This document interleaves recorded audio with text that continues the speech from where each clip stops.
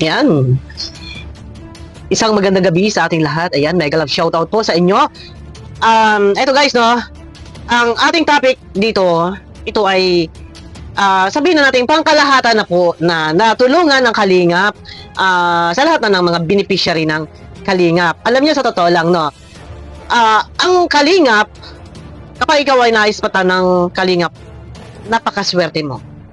Pinagpala ka na. Yan. Pero dito guys, ang highlight lang din ng ating topic ay ito sila, Ate Sheena. Yun. Ay, bakit gayon? Na madilim ang buhay, madilim ang bahay. At tatlong Meralco bill. Ano ba ang tawag? Or Miko ba? Ano ba ang tawag sa kanila? Tatlong papel ang hindi nabayaran. Ayan, wala tayong gagamitin na video clip. Alam niyo, sa totoo lang, marami ang naghahangad na sila ay maispatan, matulungan ng Kalingap. Yan, talagang napakarami. Pero kapag ikaw ay naispatan ng Kalingap, napakapalad mo, no? Pero ito na, alam niyo sa totoo lang, direct to the point na tayo, walang tayong ligoy-ligoy guys. Pakiclick naman po muna ng thumbs up. Ngayon sa panahong ito, ay walang kuryente kila Bombay. Wala akong gagamitin na video clip guys, no? Ako'y magbibigay lang ng aking opinion, kumbaga ngaw-ngaw lang ito, at nung nakaraan pa sana ako mag-reaction dito nung si Bombay ay nabagok yung ulo. Nabagok yung ulo kasi may isang sponsor na nag-message sa akin at nanghihingi nga daw po ng tulong itong si Sheena, pero dahil noon ay si Sheena din, yung nag-comment sa isang nag-message sa isang sponsor na di umano nga daw sino ba to? Si Madeline ba to? Sino ba to? Ay, hindi, yung isa kapatid ay naano ni Papa. Yun ang kwento, pero wala naman palang katotohanan, pinabulaanan. Nag-chat noon dahil lang hingi ng pera. Ito na naman, nung nakaraan, nag-chat ulit, nahingi daw po ng tulong para kay Bombay dahil nga inatake ng epilepsy, so nabagok yung ulo na patama sa bato. So, ang dami problema. Ito, may problema na naman na nakuha ang kanilang kontador at tatlong papel ang hindi nabayaran. Ako'y nagtataka lang, sa totoo lang, umpisa pa lang, nasubaybayan ko yan eh. Natulungan sila, nabigyan sila ng panimula, katunayan, yung bungad ng bahay, yan po ay merong sari-sari store. Panimula nila magkakapatid, sila lang magkakapatid ang namumuhay, si tatay nila nasa loob ng piitan noon, wala na si mama nila, pero hindi ko alam kung bakit, back to zero. Ito na, madilim ang buhay, madilim din ang bahay. Paano ang buhay? Hindi habang buhay po ay may mga charity vlogger na laging nakaabang or laging nakamonitor or hindi sa lahat ng oras na pwede bang laging merong charity vlogger na nakasagip sa kanilang kagipitan, sa kanilang kagutuman. Pwede po ba iyon?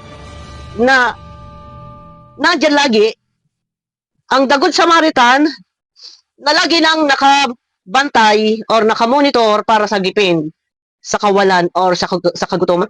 Pwede po ba iyon, guys?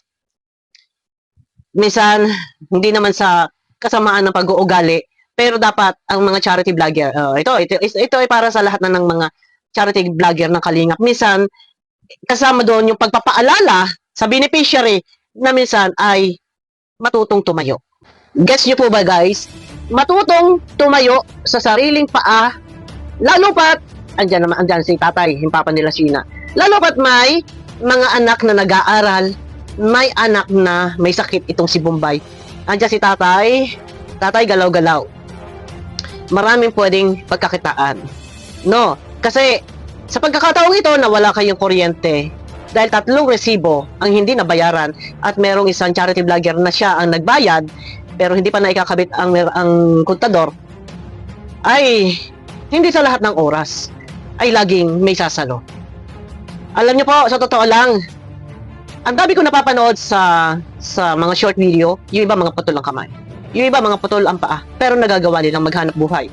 Ang laking bagay po kung meron kayong cart, yung isang kariton, kahit po nilagang mani, nilagang mani, iikot nyo lang. May kita kayo dyan.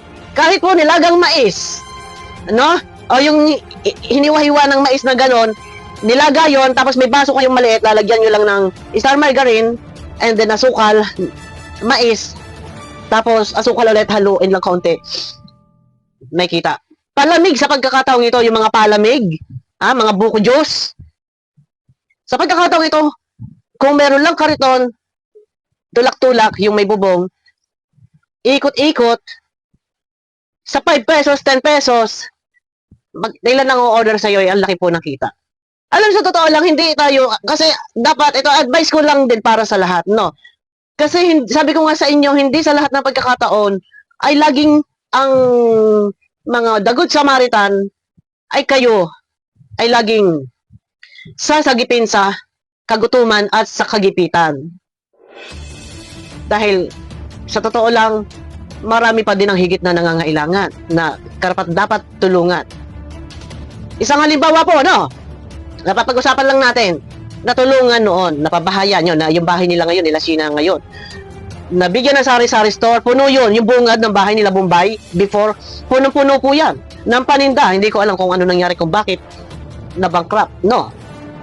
Binigyan ng pagkakataon si Sheena na mag-vlog. Ang laking bagay. Sa totoo lang, viral ang mga video. Sa totoo lang, hindi siya nag-views ng 5,000 lang, viral ang video ni Sheena. Kung yun ay iyong unang sahod ni Sheena, ha? Unang sahod yan, updated yung unang sahod ni Sheena. Hindi ko alam bakit hindi ikinarir, hindi ipinagpatuloy, na iyon na yung susi sana ng pagiging ganap na tagumpay. Hindi ko alam kung bakit tinutukan. Sa klase ng pamumuhay, talagang ang hirap ng kanilang buhay. Noong time na wala si papa nila, si Sheena, ang nanay at tatay ng kanya mga kapatid, nandyan ang kalingap na tumutulong sa kanila. Ay, ang dami ng tulong. Anong nangyari po? Nakasweldo sa YouTube. Anong nangyari? Buti nga ngayon, hindi na sila para outing. Before, outing. May mga sponsor na rumerekta sa kanila. Alam ko yan. Sila Ninang Alma, yung mga kasama nila sa Salcedo. Aywan ko, bakit man lang sana ay nag-impok or nag-isip ng pagkakakitaan. Lalo pat sila yung mga dalaga, pare-pareho ang mga dalaga, nung wala pang asawa si Sheena. Pero ngayon, sa pagkakataong ito, nagkakasunod-sunod ang mga problema sa buhay nila. Si Sheena ngayon ay may asawa na. Walang trabaho si papa nila. Ngayon, walang liwanag ang buhay, walang kuryente. Si Bombay, may sakit pa. Nabagok pa yung ulo. Paano na buhay? Yun, dapat. Mag-isip tayo kung paano tayo lalaban sa hamon ng buhay, sa kahirapan. Hindi man tayo mga baldado. Ito para sa lahat na to, sa mga ibang beneficiary pa, and kahit sa hindi mga natutulungan ng kalingap, pangkalahatan na to kung sino ang nakakapanood na siya talagang nakakaranas ng hirap ng pamumuhay. Kung gugustuhin lang po natin maghanap buhay, kahit po nasa bahay, yun online, bentahan ng online. 'Di ba? For example, Purok Dos, yung Purok Dos na yon, may group chat yun, yung area nila, no? May group chat, anong group chat? Hindi group chat, may group yon, Purok Dos, yun, may mga barteran, mga ganon, bintahan ng ulam. Magpo-post ka lang doon, o order, di-deliver mo na. Ganon lang po yun. Ay, sorry guys. Strategy lang sa panahong ito, kasi lalo pat meron tayong mga anak na kailangan mag-aaral, kailangan may kakainin. Tingnan ninyo, mga magkakapatid ni Sheena, mga butot balat. Sorry po, sina Madeline, sila, yung kapatid pang isa, si Kulot, ang papayat. Siguro na may nakita ninyo sa vlog. Ito, ang akin naman, ang highlight naman ng topic ko, ay labanan natin ang hirap ng buhay. Kasi hindi tayo pwedeng aasa sa iba. Naghihintay na merong sasagip sa kagipitan. Sasagip sa kagutuman. Nandun yung lunod na tayo dun eh. Lunod na eh. Bakit hindi pa tayo gumawa ng paraan para hindi tayo malunod doon sa masadlak doon sa hirap ng buhay? No. Ay, yun palang channel ni Sheena. Sa totoo lang, kung inilaban niya yung kinarer niya yun. Pero imposible. Alam ko nakakasahod si Sheena. Kasi basahin niyo yung views niyan. Yung views niyan. Alam ko nakakasahod yan. Kasi nung unang sahod niya yan, na-update yun eh. Ang akin lang, yun na yung susi ng tagumpay. Na doon pa lang sakita niya sa YouTube, kaya niyang sagipin yung mga kapatid niya. Kahit yung tatay niya, sa bahay lang. Alam niyo yung sa labas lang ng bahay, di ba? Yung bahay nila, yung may iskinita yun. Tapos lalabas kayo, maglagay lang siya ng isang table na maliit. Doon sa table na maliit na yon, meron ng luto. Ha? May sa kalderong malaki na may lomi. Di ba? Isang kalderong malaki na may sopas. Isang kalderong malaki na may sapurado. Aywan ko lang po, pag hindi kayo nabuhay. Yung matitira dyan, kung hindi yan mabinta, pagkainan ninyo. Di ba? Diskarte lang. Walang imposible po, makakaahon tayo, makakaraos tayo sa hirap ng buhay. Kasi, ito nga, kachat ko yung sponsor kanina, na nung nakaraan nagsabi si Sheena na nahingi ng tulong na naman ulit before pa yung dating nasabi si Kulot daw nga po muntik na magalaw. Ay nung nakaraan ay nahingi na naman ulit ng tulong dahil si Bombay nga daw po ay nabagok na tama yung natumba kasi inatake ng epilepsy tapos yung ulo niya tumama doon sa sa bato. Ay ito yun eh. Dapat tayo mag-save ng konti. Kung walang save, magsipag. Mag-isip ng pwedeng pagkakitaan. Dahil in case of emergency, wala tayong malalapitan. Kundi sarili lang natin. Na totoo lang. Sino pa ang tutulong? Sponsor. So, kayo yung lalapit sa sponsor. Ay, hindi pa pwede laging ganun. Kasi, kauumayan kayo ng sponsor. Ipakita din natin na kaya nyo. Kasi hindi man tayo mga baldado. Kagaya na may asawa si Sheena. Tulong-tulong. No. Ito lang naman, advice ko lang naman. Kasi, natulungan naman na. May mga sponsor din. Before. Pero bakit back to zero? Zero at zero. So, kapag may mga problema, may mga na-hospital, isip sila kung sino makukontak. Ay, paano? Paano na kung wala po na mga taong sasagip sa inyo sa kagipitan? No? Ito palang panahon ito. Yung mga palamig. Ay, sabi ko sa inyo, ang lakas po niyan, mga palamig. Mga kwek-kwek lang, bili ka lang itlog, gawa ka lang ng pinakang, yung kwek, parang kwek-kwek, gagawin mo kwek-kwek, yung harina, na merong food color, na orange, templado na yon. Tapos ibababad mo yung itlog, ipiprito mo. Or hotdog na putol-putol, no? Yung mga ganun lang. Lulutuin mo yon. Tapos tutusok-tusok na lang yun ng stick, yung bamboo stick. 2 pesos ang isa. Ay, buhay na buhay tayo. No? Or, kagaya niya, wala silang kuryente sa ngayon. So, binayaran ng isang vlogger, yung 3 resibo, yung 3 papel, ay nakuha ang kontado. No? Ang problema, ito si Bombay, may sakit. Paano nga, kung ganyan sa sobrang init, ang baba pa ng kaya sa amin nila, matitrigger. Ang sakit ni Bombay. Hindi kasi po pwedeng tayo ay nasa bahay lang, kahit nasa bahay tayo, mag-iisip tayo kung ano kakainin natin. Hindi kasi po pwedeng habang buhay tayo ay nakaasa sa ibang tao na merong magbibigay ng pera. Tumayo sa sariling paa. Ito pangkalahatan ito, ha? Pangkalahatan na ito. Kaya lang, siyempre, yun na nga, nagtaka lang din talaga ako na sila Bombay nga ngayon ay walang kuryente. Pero guys, panoorin nyo din po yung kay Mr. Benty Boy. May upload po si Mr. Benty Boy tungkol dyan. Pero hindi ko po kukunan niya ng video clip. Wala pang 24 hours. Pero panoorin nyo po, i-promote ko na, panoorin nyo po kay Mr. Benty Boy. Nandun po yung update patungkol po dyan sa walang kuryente itong sila Bombay. Sana din naman ito ha. Alam niyo sa totoo lang, sabi ko nga kanina, noong time na 2021, 2020, 2021, year 2020, 2021, 22, si Kalinga Prab na dyan, nakatutok na sa magkakapatid na yan. At katunayan, nung year na yon, ng taon na yon, 2021, yan, ay si Edo, kalabtin pa niya si Sheena noon. Ay, ang ganda na ng buhay nila, namumuhay sila magkakapatid. May mga sponsor. Yun lagi sila nag-outing nun. Ang laki ng pagkakataon na binigay ni Kalinga Prab na gumawa ng channel, si Sheena. Ang laki ng views. Siguro una sweldo nun, hindi lang 100,000. Oo, kasi hindi naman tayo baguhan sa YouTube. Alam naman natin kung paano ang kitaan, no? Alam natin yung kitaan doon sa YouTube. Pero na time na yun, ang YouTube noon, ang dollar noon, inabot ko pa yun na talaga pinakang bumaba sa 48 noong time na yun. Pero ngayon, 57.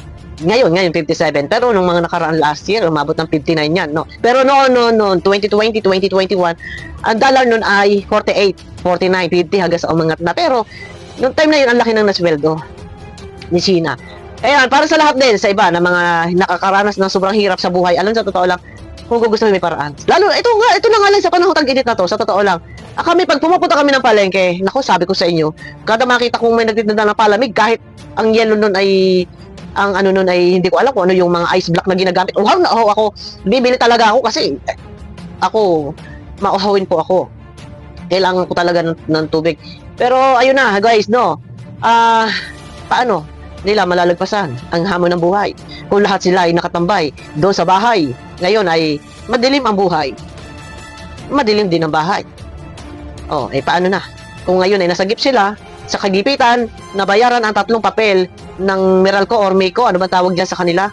Sa Kaniko, ano ba tawag sa kanila? Sa Meralco. Ay paano ang susunod na buwan? Ang mga June, July, August na kuryente. Ay pwede bang sagipin ulit ng ibang vlogger? Pwede ba yun? Abay, galaw-galaw tayo. Hindi po tayo baldado. No. Yan. No, yun lang.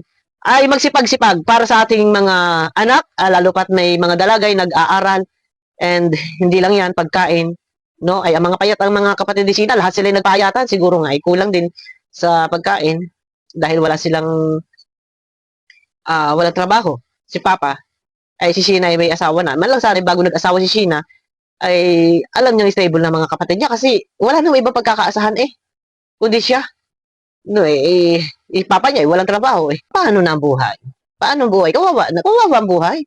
Sa totoo, lalabanan natin yung buhay. Wag nating mahalin yung hirap ng buhay. Laban tayo sa hamon ng buhay. Paglabanan natin yung hamon ng buhay.